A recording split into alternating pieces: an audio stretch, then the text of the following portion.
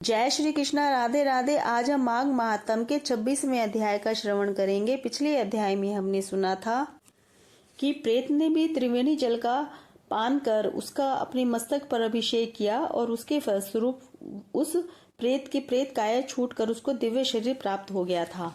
अब आगे की कथा इस प्रकार से है। महर्षि लोमश ने ब्राह्मण वेदनिधि से कहा, हे द्विज श्रेष्ठ, मैंने जो पावन धार्मिक इतिहास आपको सुनाया है उसके श्रवण मात्र से समस्त पाप ताप एवं संताप नष्ट हो जाते हैं। अब हे ब्राह्मण, तुम और तुम्हारा पुत्र यह पिशाच रूपधारी अग्निय एवं पिशाच योनि धारिणी समस्त गंधर्व कन्याएं यहाँ से चलकर त्रिवेणी जल में स्नान करेंगे। इससे इन सबको तत्काल ही पिशाच योनि से मुक्ति प्राप्त हो जाएगी। महर्षि लोमश के वचन सुनकर वे सबके सब बड़े प्रसन्न हुए तथा उन्हें बड़ी सांत्वना एवं शांति प्राप्त हुई। उन सबों ने तत्काल ही महर्षि लोमश के साथ प्रयागराज के लिए प्रस्थान कर दिया। आकाश मार्ग से गमन करते हुए वे सबके सब तत्काल ही प्रयागराज पहुंच गए।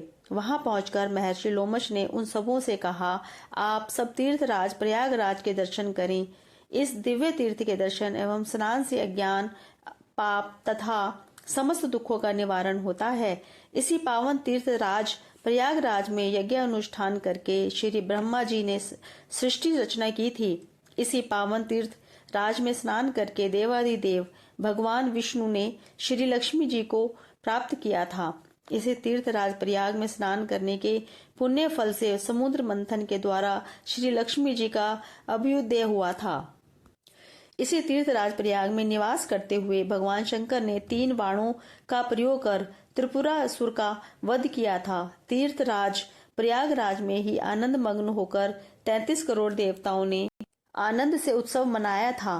कपाल, वेशधारी, पिनाक पाणी, नीलकंठेश्वर भगवान शिव इसी प्रयागराज में प्रदिर्भूत हुए थे। समस्त देवगण उनकी नित्य प्रतिवंदना अर्चना करते हैं तथा अंजलि के लिए वटु लाते हैं। प्रलय काल के समय जब समस्त संसार प्रलयाग्नि की ज्वाला से व्याकुल था तो महर्षि मृकंड ने के पुत्र महर्षि मार्कंडेय इन्हीं के मुख में प्रविष्ट हुए थे। यह वही योगी जनार्दन भगवान हैं। भगवान श्री शंकर जी की शीशाधारित पुण्य तोया जानवी भागीरथी श्री गंगा जी सत्य ही समस्त पापों तापों तथा संतापों को हरने वाली हैं। ये समस्त दिव्य भोगों एवं रिद्धियों सिद्धियों को देने वाली हैं। समस्त दुखों का निवारण कर दीर्घायु तथा सुख प्रदान करने वाली हैं। सिद्धि की प्राप्ति के लिए समस्त सिद्ध गण इन्हीं की सेवा करते हैं।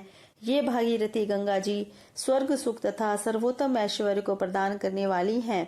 इनके जल में भक्ति भाव सहित स्नान करने से प्राणियों को मोक्ष की प्राप्ति होती है। यहीं श्री गंगा जी के साथ श्री रवि तनया यमुना जी भी हैं।